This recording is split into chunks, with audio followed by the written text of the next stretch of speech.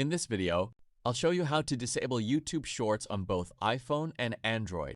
If you're tired of seeing shorts in your home feed or don't want to keep getting distracted by short videos, this method can help limit them.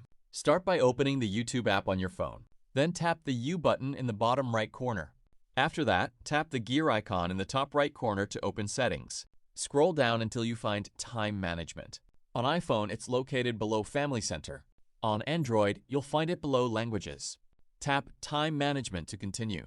Next, scroll down to Shorts Feed Limit. Turn this option on. Then set the limit to 0 minutes. Once you've done that, go back to the YouTube home screen and refresh the app. You should no longer see shorts in your feed. If you tap the Shorts tab, YouTube will display a message saying you've reached your Shorts time limit. You can either choose Ignore or simply return to the home screen. And that's it. That's how you can limit YouTube Shorts on your iPhone or Android device.